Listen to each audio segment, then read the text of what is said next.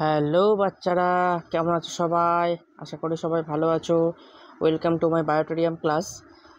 তো দেখো, আজকের যে বিষয়বস্তু সেটা হচ্ছে তোমরা অবশ্যই জানো, এবং সবথেকে বড় কথা হচ্ছে তোমাদের যে পেশেন্স লেভেল, এবং তোমাদের নয় সবারই পেশেন্স লেভেল অনেকটাই লো হয়ে যাচ্ছে যে স্যার রেজাল্ট কবে দেবে। দেখো, প্রথমত একটা জিনিস আমি বলি যে এখন রেজাল্টের ব্যাপারটা, এখন যেহেতু পরিস্থিতি একটু খারাপ তোমরা সবাই জানো, তো সেই কারণে তোমাদের যে ডিলেটা হচ্ছে, এবং শুধু তোমাদের সঙ্গে নয়, এটা জেনপাসের সঙ্গেও এটা হচ্ছে।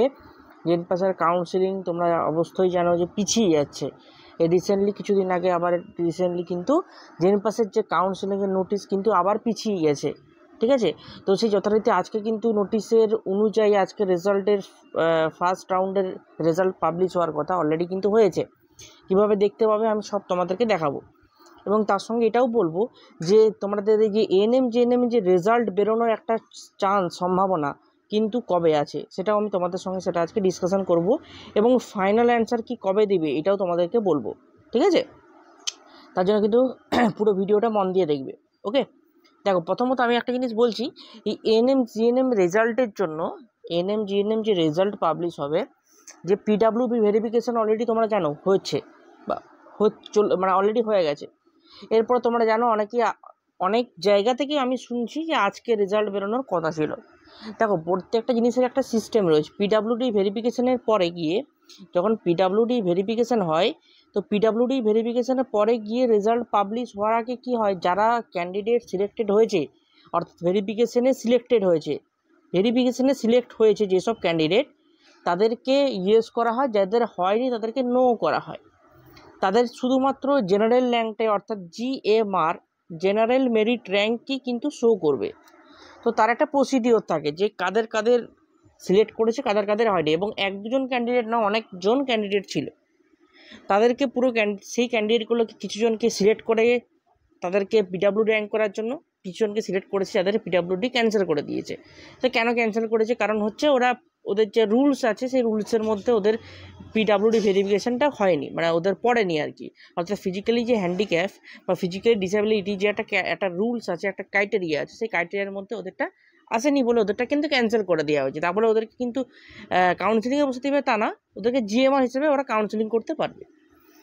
এরপরে ওইটা একটু টাইম লাগবে তোমাদেরকে, হয়তো ওটা 10 দিন লাগতে পারে, আমি সাপোজ বলছি 10 দিন।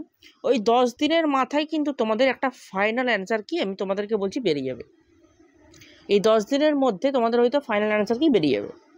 এই 10 দিনের পর গিয়ে তোমাদের কিন্তু রেজাল্ট পাবলিশের একটা নোটিশ দেবে। মানে এইভাবে প্রসিডিওরটা হয়।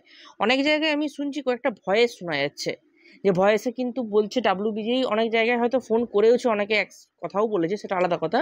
কিন্তু আমি যতদূর খবর আছে, তোমাদের রেজাল্ট পাবলিশ হবে 2 উইকের মধ্যে হবে, মানে 2 সপ্তাহের মধ্যে রেজাল্ট পাবলিশ হবে। অর্থাৎ তুমি ধরতে পারো ওই 26-27 তারিখ করে তোমাদের একটা রেজাল্ট পাবলিশ হওয়ার কিন্তু একটা ডেট রয়েছে, এএনএম জিএনএম এর ক্ষেত্রে বলছি। ঠিক আছে, আচ্ছা, এরপরে বলি কাউন্সিলিংটাতে তোমরা জেনপাস ইউজি যে কাউন্সিলিং তোমরা দেখেছো, অলরেডি তোমরা পরীক্ষা দিয়েছো বা করেছো, তাদের কীভাবে তোমরা চেক করবে দেখো, আমি তোমাদেরকে দেখিয়ে দিচ্ছি। দেখো, প্রথমে তোমরা এরকম একটা ওয়েবসাইটে, জেনপাস ইউজির যে ওয়েবসাইট আছে সেটা আমি ডেসক্রিপশানে দিয়ে দেবো। সেই তুমি লিঙ্কে গেলে ডিরেক্ট তুমি এখানে আসবে, এবং দেখো এখানে লেখা আছে কি, view round 1 allotment for JENPAS UG. ANM GNM এর ক্ষেত্রেও কিন্তু সেম জিনিসটাই হয়, তো দেখে রাখো, কাজে দেবে। জেনপাস ইউজির এখানে ক্লিক করবে, ক্লিক করার সঙ্গে সঙ্গে কি দেখতে পাবে স্যার, এরকম একটা ইন্টারফেস আসবে। দাঁড়াও তোমাদেরকে দেখাচ্ছি, এরকম একটা ইন্টারফেস আসবে। ঠিক আছে, এরকম, ওকে, এরকম একটা যেই ইন্টারফেস এলো, তোমরা এখানে তোমাদের যে রোল নাম্বার আছে রোল নাম্বারটা দিবে, পাসওয়ার্ড দিবে, এবং এখানে যে সিকিউরিটি পিনটা দেখতে পাচ্ছ এই সিকিউরিটি পিনটা এখানে ইনপুট করবে, এবং ইনপুট করার পরে গিয়ে এখানে সাইন ইন অপশানটা আছে, সাইন ইন অপশানটাতে ক্লিক করবে। সাইন ইন অপশানটা ক্লিক করার পরে গিয়ে তোমাদের একটা ওটিপি চাইবে, ইমেল আইডি কিংবা মোবাইল নাম্বারে যে কোনো একটাতে ওটিপি পাঠাবে। ওটিপি যখনই আসবে এরকম একটা ইন্টারফেস তোমাদের সামনে খুলে যাবে। ঠিক আছে, এটা যেহেতু বিএইচএ একটা ক্যান্ডিডেট, তো সেই জন্য এর কিন্তু একটাই, এই দেখো ফিল্ড চয়েস লেখা আছে একটাই। ঠিক আছে, আনফিল্ড চয়েস 7টা, তার মানে একটাই, যেহেতু বিএইচএ ক্যান্ডিডেট সেই জন্য একটাই ও সিলেক্ট করেছে। ঠিক আছে, এখানে তুমি কোথায় কি দেখবে দেখো, এখানে লেখা আছে সিট অ্যালটমেন্ট রেজাল্ট নিউ বলে একটা অপশান দেখাচ্ছে, আশা করি দেখতে পাচ্ছ সবাই। এই অপশানে গিয়ে ক্লিক করবে। এই অপশানে ক্লিক করা মাত্রই এরকম একটা ইন্টারফেস খুলে যাবে, যেখানে তুমি অপশানগুলো দেখতে পাবে যে seat allotment result, pay seat allotment fee এবং ডাউনলোড সিট অ্যালটমেন্ট লেটার, 3টি অপশান তোমার কাছে খুলে যাবে।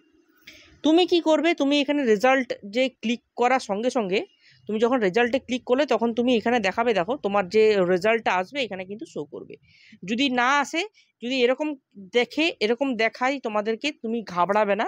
তার মানে তুমি যে চয়েসটা ফিল করেছো বা তোমার যে র্যাঙ্ক এসছে সেই র্যাঙ্কের মধ্যে তোমার চয়েস যেটা তুমি দিয়েছো, অর্থাৎ একটাই যেটা দিয়েছো গভর্নমেন্ট, সেটা সিলেক্ট হয়নি, অর্থাৎ কাট অফটা একটু পরিমাণে অনেকটাই কম আছে, মানে র্যাঙ্কের দিক থেকে, ঠিক আছে, অর্থাৎ স্কোরিংয়ের দিক থেকে অনেকটা বেশি র্যাঙ্ক গেছে বা স্কোর গেছে, সেই জন্য কিন্তু এর কোনো কিন্তু ফার্স্ট রাউন্ডে কোনো সিট অ্যালটমেন্ট হয়নি।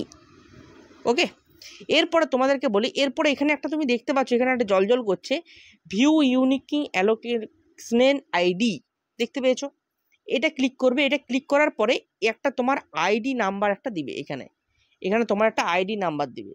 সে আইডি নাম্বারটা কিন্তু অবশ্যই নোট করে রাখবে বা স্ক্রিনশট তুলে রাখবে পারলে, ওটা কিন্তু খুব ইম্পর্টেন্ট ভেরিফিকেশন বা আদার্স সমস্ত কিছুর ক্ষেত্রে।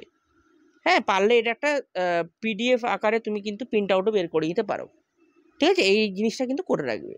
ওকে, তো এই ছিল। আর অনেকেই হয়তো ভাবছো যে স্যার রেজাল্ট কবে দেবে, এনএমজিএনএমে, তোমাদেরকে তো বলেই দিলাম, একটু ওয়েট করো, 26 অথবা 27 এরকম একটা ডেট ধরে রাখো, তোমাদের রেজাল্ট পাবলিশ হওয়ার যেতে পারে। তার মাঝখানে কিন্তু ফাইনাল অ্যান্সারকে দিয়ে দেবে, একটু ওয়েট করো, তার মাঝখানে 10 দিনের মাঝখানে তোমাদের কিন্তু ফাইনাল অ্যান্সারকে দেবে। স্টেপ বাই স্টেপ প্রসেসে হয়, এমনিতেই পরিস্থিতি খুব খারাপের জন্য একটু লেট হচ্ছে, আমি মানছি তোমাদের যে পেশেন্স লেভেলটা অনেকটাই লো হচ্ছে, তো তার জন্য কিছু করার নেই, একটু ধৈর্য ধরো, রেজাল্ট পাবলিশ হবে। আর কেউ যদি ভর্তি হতে চাইছো আমার ব্যাচে, ঠিক আছে, আমি আমার নাম্বার দিয়ে দিচ্ছি, আমার সাথে কন্ট্যাক্ট করবে, ঠিক আছে, 9064476305, এই নাম্বারে কন্ট্যাক্ট করবে।